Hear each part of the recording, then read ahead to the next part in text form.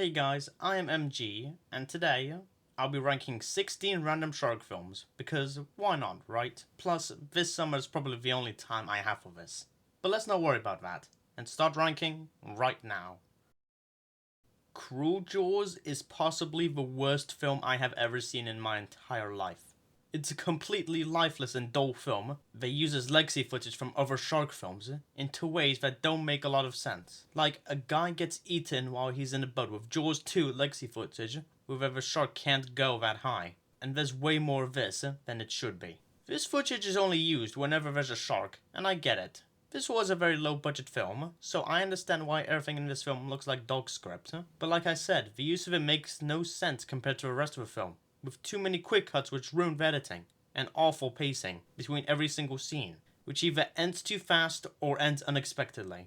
Okay, what else is there? Oh yeah, the story is exactly the same as the first Jaws movie, with scenes that are just copying that film, so that sucks. Even there are plot points that are copied from Jaws 2 and 3. With a whole teenager romance, the beach scene, and all that jazz. The characters are all really lifeless with terrible acting that only make them worse. The music is very dry and lackluster, and some of it doesn't even fit with the movie, like they play the Star Wars theme in 2 scenes. Why does this film, probably the worst film ever, have a theme that is from a classic? What were the filmmakers thinking? The sound effects sound fake, and this is really weird to hear as well. The kills are all complete garbage. They keep adding new characters that don't add anything, like these 2 quote-unquote villains. These are things that are just ignored entirely in this film, like the conflict between Faye Cooper and his girlfriend, which they resolve by killing the girlfriend, so that's fun. Some shots barely have any sound, which is so uncomfortable, since the other ones had sound. Whatever real shark they use looks hideous. There's a guy that says we need a bigger helicopter. Wonder where they got that from. This movie doesn't reference Jaws 4 from what I could tell, which is weird that they reference the other films, not that one. The action scenes are completely dull with no tension or depth whatsoever. The cinematography is not creative at all, and it's all around a meandering time because it doesn't even try to be different from other shark films, and it has no redeeming qualities at all. Okay, that's it. I'm moving on to the next film. Jaws the Revenge is about a shark that follows Ellen Brody from Amity Island to the Bahamas, which is like 1,000 miles away, so that makes no sense. What a good story. Lorraine Gary returns, and she is so charmless in this film. With the first 2 films, I liked her performance, but in this one, she's just one note, which is especially compounded by her thinly written character. All she can really think about is the shark, and I know only Mr. Brody thought of that, but the difference is that he's actually charming. Ellen is not. And that's the same for the other characters, who have no ounce of personality whatsoever. Not even Michael Caine's character is charming, and the performance is so bland, not because of what the actors are doing, but because of what they were given to do. And they were given very little, thanks for asking. Also, this film is paced way too fast. Basically every scene stops randomly for no reason, and it never feels satisfying when we go to the next scene, because we aren't satisfied from a previous scene. What else can I criticize about this movie? Oh, I don't know, the god-awful effects? The shark itself is bad enough, but the explosion takes the cake. Just look at this frame. This was shown in the film. The editing had too many quick cuts in the action scenes. There are only 2 deaths in this film, which is pathetic. At least give us 5, like the first film did. The use of legacy footage was lazy and didn't enhance anything in the film, and most of it doesn't even make any sense at all. The mental connection that Ellen has with a shark is so stupid because she never saw one until the banana boat scene. And this film is just downright embarrassing and incompetent as script. The only things I liked in this film were that minor characters from the first film come back in cameos, with the same performers as well. I guess the banana boat scene was okay, but it's nothing crazy. The music was fine, I guess. They did add some new stuff to the original score, which is acceptable, but the music is mainly just forgettable. And this film has the worst acting nomination for the shark, which is hilarious. Overall, only like 2% of this film is worth something, I guess. But everything else is just a waste of time. Don't watch it, even if you're curious. Shark Night 3D was not as bad as I expected it to be. But with that said, it's still very bad. I just couldn't get into almost anything in this film, which turned out to be a bit of a slog to get through. And I didn't really care about most of the characters either.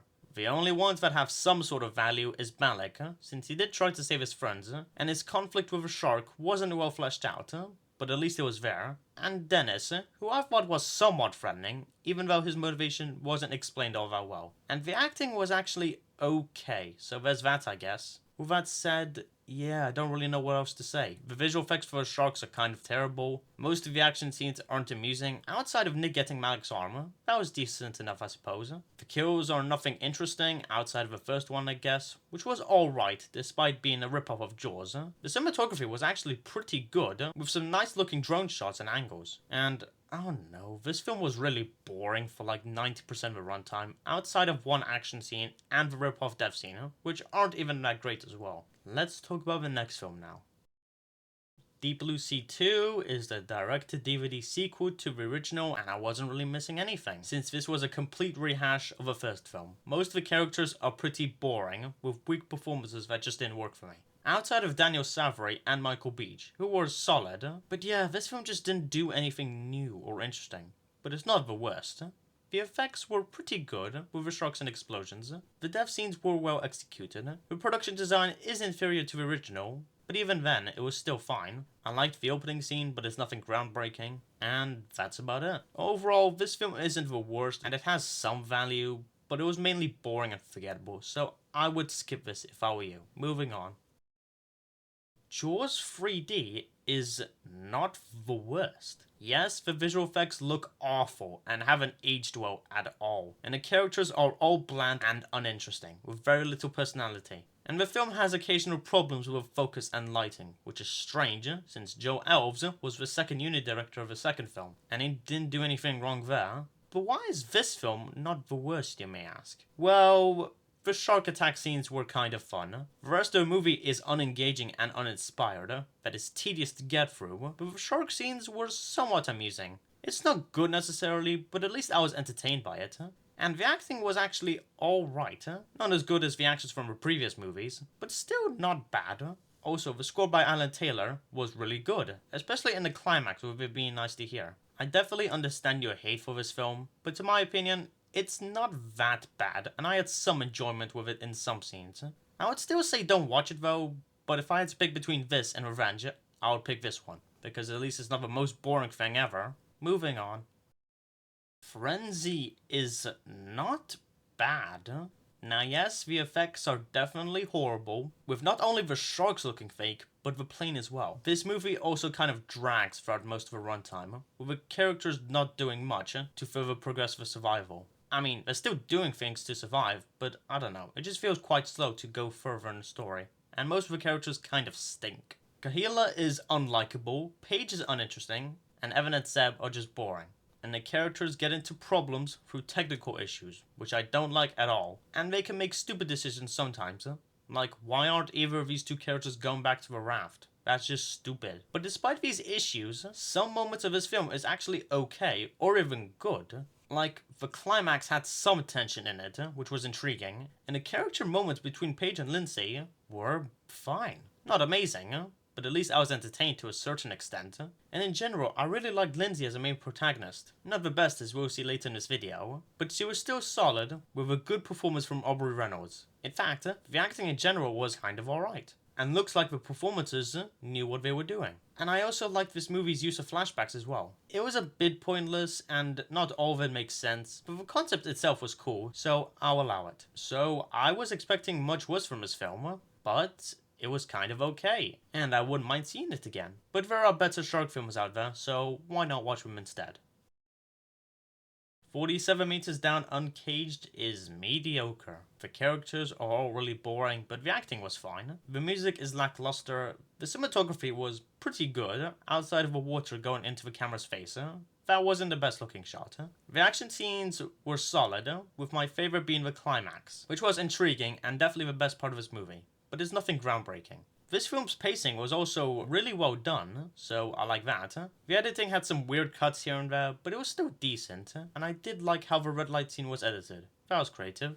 And that's about it. This film does get better and better the further it progresses, but not by much. This film was a fairly forgettable sequel with nothing much to offer in terms of storytelling or characters, but I still think it's worth watching at least once, just like the first film. And speaking of which, 47 Meters Down is slightly better than its sequel, and I don't really have any issues with it, outside of the unmemorable side characters, and the feeling that they're not doing anything to rescue the protagonist. Plus, just like in Frenzy, the characters get into situations through technical issues, which don't really make a lot of sense as usual, but I also don't really have anything special to say about this film either. The two main characters are kind of likable, but not really interesting. Their actresses was pretty good, the cinematography was solid, the music was kind of forgettable, I wanted more action scenes, but the ones we got were decent enough. This film did have tension, but it didn't get my heart beating like some films do. The jump scares were okay, but not really great. And the ending was the best part of the movie, with a good twist that was foreshadowed earlier. But it's still nothing special. Just like the sequel, this movie does get better and better the further it goes. But again, not that much for me to call these films good. I don't know, these 47 meters films don't really have a lot of substance to make it stand out amongst films like Jaws or Deep Blue Sea. But I still think that they had some decent stuff in it to make them worth watching at least once. Now, let's move on. The Meg 2 is fine enough. Yes, the new characters are pretty lame outside of Ming's uncle. The old characters aren't nearly as fun as they were in the original. The pacing is pretty weird, with the climax being too long, yet the first 20 minutes felt a little rushed. But the action was pretty strong, with it having quite some tension, and you wonder whether the characters are going to make it out alive. Plus, the effects still look great, the performances were great as ever, and that's about it. I would rather watch a first film than this, but if you're interested in a sequel, then I would say this is worth a watch. Let's move on.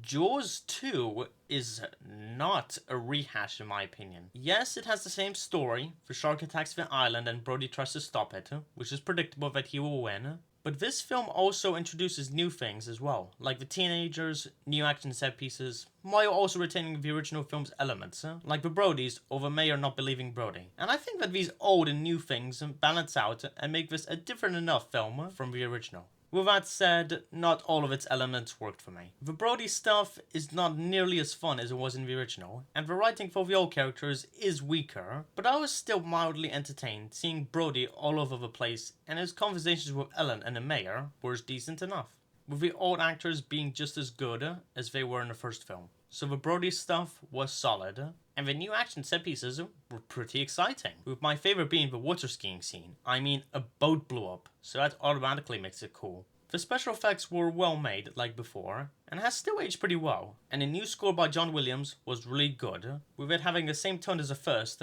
but with more fun sounds, that capture the tone of the film really well. But unfortunately, this movie is heavily dragged down by the teenagers.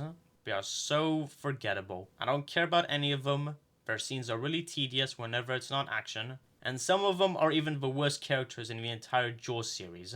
Like Tina or Jackie, who don't do anything in story, are really stupid, and scream all the time. So that is not good.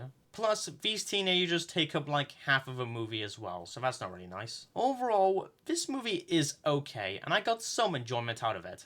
Although, if you really adore the first film, then I would say that you would be disappointed by this. But for people who don't love the first film, like me, I would say it's not really disappointing, because yes, the first film is Spielberg, but I didn't really find it to be a masterpiece or anything. However, if you're interested in how the story continues in this franchise, then I suggest that you give this film a watch. It's not bad. Moving on. Deep Blue Sea is a decent enough shark film, with some recognizable actors that do a good job in this film, with the highlights being LL Cool J and Thomas Jane, and the other ones were alright as well. The action scenes aren't perfect, but do have tension, and they're fairly entertaining, with good music helping the film build suspense in those scenes, which is helped even more by the sharp pacing, that makes the story flow really naturally. The sharks also look really good as well. They didn't age perfectly, but not horribly either. This film has its strengths, but not everything worked for me. The characters are pretty cliche, with nothing really enjoyable or interesting about them. I liked Preacher, and the scenes with him and his bird were cute, but I wish that he had more to do in the film, and the other characters aren't unlikable, but just okay. The story was pretty predictable, with the characters being trapped in a facility and trying to get out of there. Plus, these characters get into problems with technical issues, which, like I said, I don't like at all. But at least this one makes more sense, since it was raining. And the characters sometimes make stupid decisions as well, that don't make sense, and that's about it. This film is definitely one of the better shark films, and I appreciate its ambition, but Jaws is there, so why not watch that one instead? Guys, I can't believe I'm saying this, but Deep Blue Sea 3 is actually good and is the best Deep Blue Sea film in my opinion. Sure, not all the performances were that great, like Tanya Raymond's or Raina Oi. They weren't bad, but are definitely the weakest performers in the film. And some of the effects look pretty bad, even worse than the other films actually. But honestly, this film was kind of engaging for its entire runtime. The characters are actually kind of likable. Not the best, but are still pretty decent, with my favorite being Lucas. Sure, he could have done more evil things, but I honestly found him a really good villain, with a sinister presence and effective performance from Brent Foster. The action is pretty intriguing, especially when the humans fight each other. It's choreographed really well, and can be intrigued the whole way through. The story is actually pretty interesting, with new things that make it good, and I like the references to the previous films. They don't feel forced, and to the narrative as well. So yeah, I can't believe I'm saying this, but Deep Blue Sea 3 is good, and if you liked the first film, then I suggest that you give this one a watch, and skip the second film because you're not missing anything out by doing so. On rewatch, I didn't really change my opinion on Jaws. Yes, the characters are some of the best out of its entire ranking. The action had a lot of tension and suspense that was elevated really nicely by John Williams' killer score, and the special effects look absolutely amazing. But just like I said in my reviewing video, the last half hour was a bit repetitive, with the same thing happening over and over again, and it just gets tedious watching it. It's not bad, but I wish that this half hour had more substance in it, especially since the half hour before wasn't that special. This film is definitely worthy of being in Spielberg's filmography. I just wish that the script was more ambitious, which might have made me like this film even more. But even then, this is still a good film, and if you're a fan of Spielberg, then go ahead and watch it. Yes, The Meg is better than Jaws, because it is paced so much better, without never feeling repetitive or drawn out at all. The effects are unsurprisingly fantastic. Every single character in this film is either fun, likable, or both, with some great performances from each performer, with our highlights being Jason Statham, Sophia Kai, and Paige Kennedy. The action isn't the most exciting thing ever, but it was still engaging, and it had some tension in it which was awesome. Plus, this film has emotional moments that are surprisingly effective and pretty sad as well. So that's basically all I have to say about this film. It's very underrated and definitely worth a watch. Say hello to Santa Jaws. Now, the effects look pretty scripted. Not every scene feels necessary, like this argument between Cody's brother and friend. The editing was a bit weird, with cuts between characters when one person is talking. The pacing can also feel a little drawn out, and there are a few plot holes here and there. But outside of that, this film rocks. The characters are poorly written, with not really a lot of personality, but I just feel so intrigued by them, and I don't know why. Maybe it's because the performances benefit them so much, especially Scott Allen Perry, who is pretty funny in his acting. But on top of the intriguing characters and beneficial performances, the action is surprisingly strong, not amazing, but still entertaining. The Christmas music is actually tense, the sets look really good, the kills are pretty decent, there are some funny moments, and overall, despite its low budget, this film never feels limited, since the shark, while looking bad, appears in this film more than enough on screen, which is fun. So yeah, this film subverted my expectations, and I would gladly watch it again, but there is still one film that is better than this. Honestly, this was kind of inevitable. The Shallows is great, and I want to make a separate video talking about this film, so I'm not going to spoil too much about how I feel about this film. But for this video, I'll summarize it for you. This movie is flipping tense from beginning to end, and I was really engaged with it for the entire runtime, from the action to the parts where the film slows down. And I was really rooting for Blake Lively's character, Nancy, to make it out alive in this film, and she has a bunch of sweet moments across the film, which is nice. And the action set pieces had a lot of tension, which was helped by the use of slow motion in this film, and dark tone as well.